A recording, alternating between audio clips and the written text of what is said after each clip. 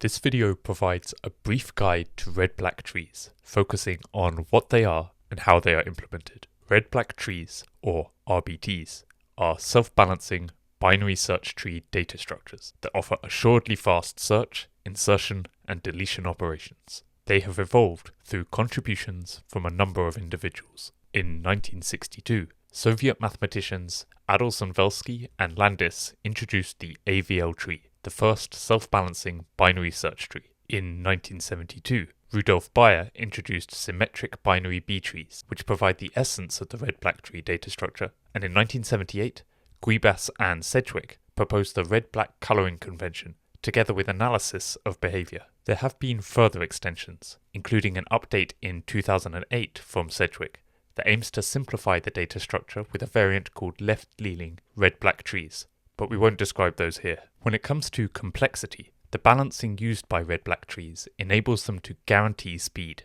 Crucially, their worst-case runtime for search, insert, and delete operations is big O of log n, rather than big O of n, as can happen with unbalanced binary search trees. The storage associated with red-black trees is linear in the number of data items to be stored. Their guaranteed worst-case performance means that red-black trees can be a good choice for abstract data types such as sets and maps. Among their applications, they have seen usage in the implementation of containers in the core libraries of C++ and Java, and underpin key pieces of software like the Linux Completely Fair Scheduler for CPU resource allocation. A red-black tree is a binary search tree where each node has one of two colors, either red or black. It is approximately balanced. The tree height is big theta of log n. Here is an example of a red-black tree. You can see that it looks like a standard binary search tree. For any node, the left subtree contains keys less than or equal to it, and the right subtree contains keys greater than or equal to it. But this time, we have colors. In addition to looking cool, we'll see later that these colors will help us to keep the tree balanced. For cases when a node has either no left child or no right child, it instead points to a special nil node, which can be thought of as a leaf node whose key, value, parent, left child, and right child attributes can be set to arbitrary values. From a coloring perspective, the nil nodes are treated as black. The purpose of these nil nodes is to simplify the logic involved in certain operations. However, since we assume that every node without a child really has a nil node child, we will omit the nil nodes from our diagrams to prevent them from becoming too cluttered. There are several popular ways to define red-black trees. We will follow CLRS, which defines red-black trees as binary search trees with 5 key properties. Property 1. Every node is red or black. Property 2. The root node is black. Property 3. Every leaf node, which we've just seen is a nil node, is black. Property 4. If a node is red, both of its children are black. Property 5. Starting from any node in the tree, all simple paths down to leaf nodes hold the same number of black nodes. These properties may seem somewhat arbitrary, but they have useful and important consequences. With these properties, we can show that the height of a red-black tree is big theta of log n, which implies that it's fairly well balanced. By property 5, we know that all paths from the root to a leaf have the same number of black nodes, and by property 4, we know that all red nodes must have black children. Together, these imply that the longest path from the root to a leaf, i.e. the maximum height of the tree, is less than or equal to twice the length of the shortest path from the root to a leaf, i.e. the minimum height of a leaf node. A useful fact to note here is that a complete binary tree where every internal node has 2 children has 2 to the h plus 1 minus 1 nodes, where h is the height of the tree. For example, a complete binary tree of height 0 has at most 1 node, because 2 to the 1 minus 1 is 1. A complete binary tree of height 1 has 3 nodes, because 2 to the 2 minus 1 is 3. A complete binary tree of height 2 has 7 nodes, because 2 to the 3 minus 1 is 7, and so on. This tells us that the total number of nodes, n, in the tree must be somewhere between 2 to the h min plus 1 minus 1 and 2 to the h max plus 1 minus 1. We can rearrange this equation by adding 1 to each term, taking logs and subtracting 1 to yield that h min is less than or equal to log of n plus 1 minus 1, which is less than or equal to h max. From our observation above, we know that h max is less than or equal to 2 times h min. Together, this tells us that h min is big theta of log n. Finally, since hmax lies between hmin and 2 times hmin. We also have that hmax is big theta of log n. This is the key balanced tree result. It tells us immediately that operations that rely on tree height and do not modify the tree, like finding the min and finding the max, search, successor, and predecessor operations, are all big O of log n. We'll now turn our attention to the insertion and deletion of nodes. For that, we need to learn about rotations. Rotations are operations that restructure a tree locally without breaking the binary search tree property. They work by changing links at constant time cost. Note that they do not change red and black colors. We'll do that separately. Now suppose that we have part of a binary search tree that looks like this. Here, we're drawing parent and child links as single lines for simplicity. By assumption, m is less than or equal to n because of the binary search tree property. Below these nodes, we are showing subtrees labeled T1, T2, and T3. We'll use U to refer to the node with key m. A left rotate acts on a binary search tree and a particular node U by rotating the link between it and its right child, then shifting across subtree T2. It looks like this. Crucially, we see that the binary search tree property is preserved. M is still to the left of n, and T1, T2, and T3 all stay in valid order relative to these nodes. The operation is symmetric, in the sense that given the result of applying left rotate and denoting the node with key n as v, we can apply a right rotate operation on the tree with node v as an argument, which returns us to the original structure. Let's step through a rotate left implementation as a method on a binary search tree class in Python to understand the operation in more detail. Our function takes in a binary search tree instance and the node u that will be the target of the rotation. We'll assume that the part of the tree we're focusing on looks like this. The first thing we do is assign the variable v to the right subtree of u. Next, we replace u's right child with v's left child, labelled here as the subtree T2. When the subtree T2 is not empty, we reattach its parent to u. In our next step, we make u's parent v's parent. Next, if u was the root, we would make v the root, but it isn't, so we don't. We then check if u is a left child. Since it is, we reassign its parent's left child link to v. If it was a right child, we would do something similar, but it isn't in our example, so nothing is done here. Finally, we reattach the links between u and v, shifting components around to account for the new links. Okay, so it's all very well that we have these fancy rotation operations, but why are they useful? The key benefit is that when we have too many nodes on a single path, rotation will distribute nodes to neighbouring paths. This restores balance in the tree, and balance is what we want. Importantly, it does this while preserving our precious binary search tree property. It's easier to understand this rebalancing if we zoom out a little more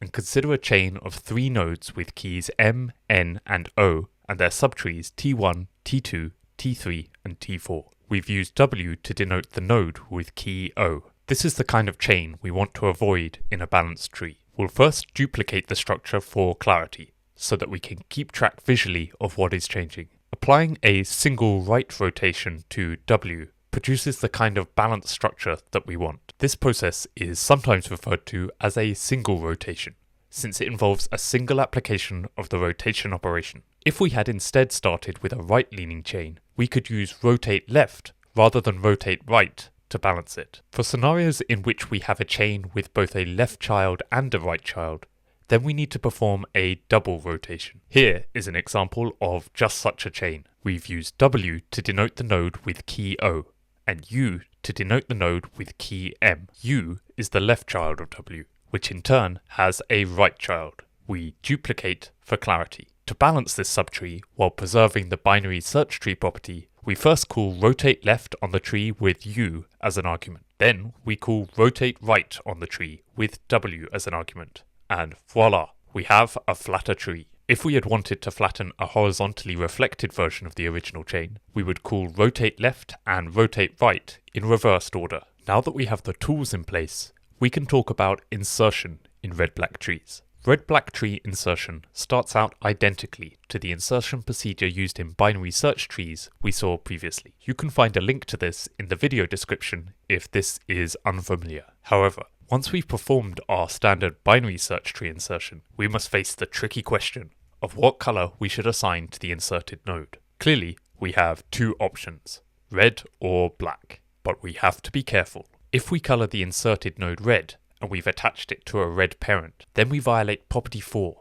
which said that red nodes must have black children. If we color the inserted node black, this node will increase the number of black nodes along paths from the root to the nil nodes below it, so that these paths no longer match the others in the tree, violating property 5. Our strategy to deal with this is to fix the problem locally by using a mix of rotations and node recoloring, and to escalate the property violation issues up the tree if we can't fully resolve them. I like to think of this as the kind of management strategy used in human organization. If you can't fully fix something, pass it on to the higher ups. Crucially, since the height of a red-black tree is big theta n, and each time we escalate we go up 2 levels, the cost of this escalating and fixing is big O of log n. If we combine this fixing cost with the cost of insertion into a red-black tree, which we know is approximately balanced, we find that total red-black tree insertion is big O of log n. Let's now turn to the insertion itself. Red-black tree insertion involves patiently handling several cases. As a precursor before stepping through the cases,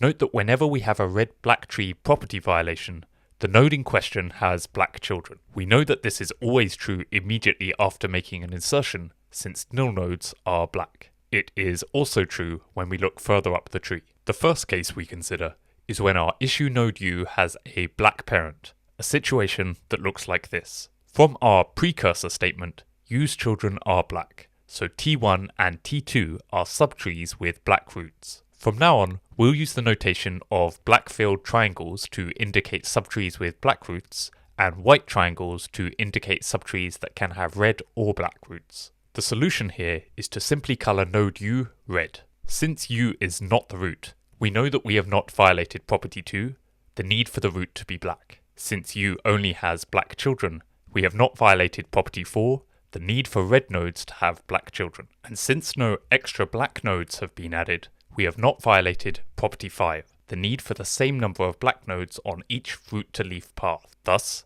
the problem is fixed locally, with no need for escalation up the tree. When the parent of node U is red, the steps to be performed to resolve red-black tree property violations depend on the color of its parent sibling, which by convention is referred to as its uncle. We'll first examine the case where U has a red parent and its uncle is red, which looks like this. Here, the node with key P is the uncle of U. W indicates the grandparent of U. We handle this by pushing the black coloring of W down to each child and coloring node U red. We can see that we're fine on property 2 because U is not the root, on property 4 because U has black children, and property 5 because the total number of black nodes in each path has not changed. Note that we have effectively pushed the problem up the tree, where it can be dealt with recursively. We now come to the third and most complex case to handle. U has a red parent and a black uncle. Part of the complexity is that this involves handling 2 subcases.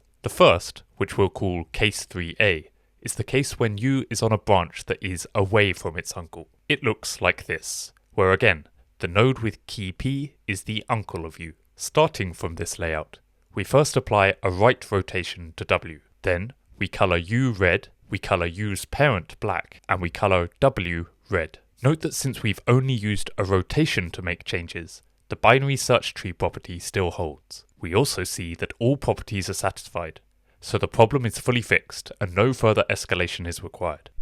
We now come to case 3b, where U is towards its uncle, which looks like this. Starting from this, our first step is to apply a left rotation to V, then a right rotation to W to balance the structure. This time, we recolor U black and recolor W red. As in case 3a, the problem is now fully fixed, and no further escalation is needed. Our fourth and final case is when U has no parent, like this. Here, we simply color node U black, which we can see will satisfy property 2, because the root itself is black, and property 5, because the total number of black nodes in each path remains equal. As with case 3, we have fully fixed all red-black tree property violations, so no further escalation is needed. We now turn to red-black tree deletion, which builds on top of standard binary search tree deletion. Unlike typical binary search tree deletion, however, thanks to the balancing, we are guaranteed that red-black tree deletion is big O of log n. Before launching in, please prepare yourself mentally for the fact that it is quite complicated to implement and involves handling a number of cases. Just as with binary search tree deletion, the first component we'll define is a function to shift a subtree from one location to another.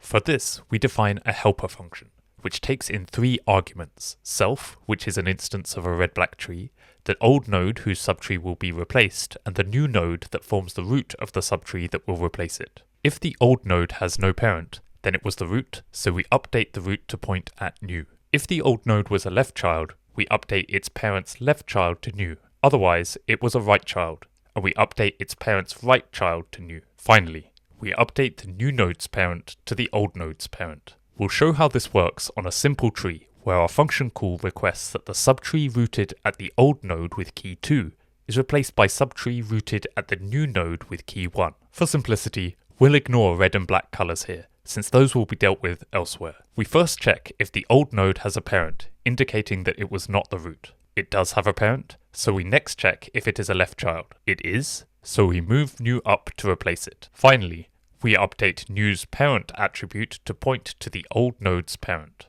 To give some scaffolding to red-black tree deletion, we'll step through Python code for the delete function, which takes in a reference to self, which is an instance of a red-black tree, and u, the node to be deleted. We first assign v to the node to be deleted, and define a variable to keep track of v's original color. What we do next depends on the children of u. If u's left child is nil, we apply some logic to shift its left nil child up. If u's right child is nil, we apply similar logic to shift its right nil child up. If u has 2 children, we apply some slightly more complicated processing that we'll step through shortly. Finally, whichever case we fall into, if v's original color was black, we call a further helper function with x as an argument that fixes the violations to the red-black tree that have arisen. To illustrate this function at work, suppose that this is our red-black tree, and u, the node to be deleted, has key 1. Replicating this for clarity, we can see that the first steps of our function assign v to the same node as u, and determine that v's original color was black. Now we hit the conditional, which evaluates to true since u has nil as its left child. Then we assign x to u's left child, shown here, which is nil, and use our shift nodes function to shift x into u's position, which causes u's right child to be dropped. Since v's original color was black, we call fixDelete violations, passing x as an argument. We'll explain how that works later. If instead we had found that u's right child was nil, we would apply symmetric logic, assigning x to u's right child and shifting x up into u's place. Let's now turn to the interesting case when u has 2 children. Here we'll pick the node with key 2 as the node for deletion. As before, we'll replicate for clarity. Our next step is to assign v to the successor of u, which we can do by calling minimum on its right child, in this case giving that v is the node with key 3. As above, the original color of v is black. Now we assign x to v's right child like this. If v was not u's right child, we'd need to do some more node shifting like we do in typical binary search tree deletion. However, here it is u's right child, so we jump to the else statement and assign x's parent to v, which we do here. Now we call shift nodes to move v into u's place. We reattach u's left child as v's left child and point the parent attribute of this node back to v. Finally,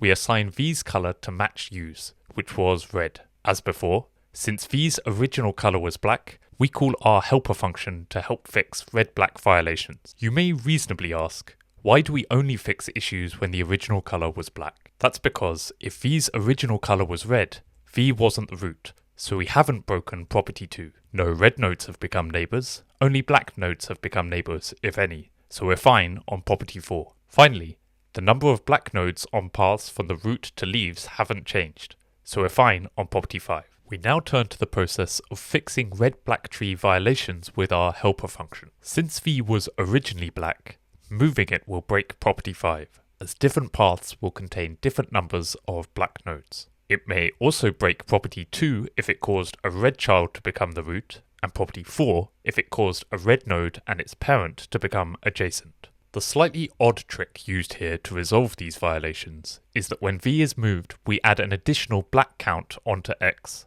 the node that takes its place. This means that x is now either double black if we added a black onto a black node, or red and black if we added a black onto a red node. This fixes property 5. However, until we've figured out how to resolve this new double node, we break property 1, which says that every node in the tree must be either red or black. To address this, our fixDelete violations function iteratively handles various cases that can arise until all violations are resolved. The fixDelete violations function takes self as an argument, which is an instance of a red-black tree, and x, the problematic node. Then, while x is not yet the root and its color is black, we apply transformations for various cases and update x accordingly, where inside the while loop, x is a double black node. Finally, when the while loop exits, we set x's color to single black. The cases we handle depend on the color of x's sibling, which we'll refer to as w. We focus on the 4 cases when x is a left child. The cases when it's a right child are symmetric, with each of the 4 cases addressed symmetrically. Case 1 considers the setting when x's sibling w is red. Here we've used a second circle to indicate that x is double black. As before, the triangles denote subtrees, where white subtrees can have either a red or black root, while black subtrees have a black root. Starting from this structure, we add another variable y to point to the highest node locally, then call rotate left on y to shift nodes over to the left. We then recolor y red and recolor w black. Since x has moved, the node with key O now becomes its sibling, so we update w to reflect this. We now turn to case 2, where x's sibling w is black and both its children are black. In addition to using an extra circle to denote that x is a double black, we also use shading to denote that in this layout the top node can be either red or black. Starting from this, we first recolor w red and move x up by 1 with the corresponding extra black count. Now that x has moved up, we also drop the w variable, since x's sibling is no longer among the visible nodes. In case 3, we consider when x's sibling w is black with a red left child and a black right child. Starting from this layout, we first apply a right rotation to w to shift the nodes further right. Then we recolor w red and w's parent black. Finally, we update w to reflect the new position of x's sibling. We now come to the 4th and final case where w is black and w's right child is red. Starting from this, we first apply a left rotation on w to shift nodes over. Then w's right child is recolored black, w is recolored with its left child, and w's left child is recolored black. With the number of black nodes on the left increased by 1, we can now thankfully get rid of the double black at x to restore balance. We set x to be the root and have no further use for w. Okay, we've looked at 4 cases, so let's summarize how they flow together. If we start from case 1, we convert into one of case 2, case 3, or case 4. If we take the top path, we terminate because we end up with a red-black x node which causes our while loop to exit. Starting from case 2, we convert into another case 2. However, since x moves up the tree each time this case is handled, and the tree has height at most big O of log n, this loop can repeat at most big O of log n times. For case 3, we convert into case 4. For case 4, we resolve the extra black and set x to the root, terminating the loop. We can therefore see that all paths through case handling are big O of log n, either because they terminate in a fixed number of steps, or they terminate in a number of steps that is bounded by the tree height. This implies that fixDelete violations is big O of log n, which in turn tells us that red-black tree deletion is big O of log n, since the other parts involved in deletion that were inherited from binary search trees also have this complexity when executed on an approximately balanced tree. In the video description, you can find links to Python code to implement red-black trees, slides, and references. I hope you have a wonderful day.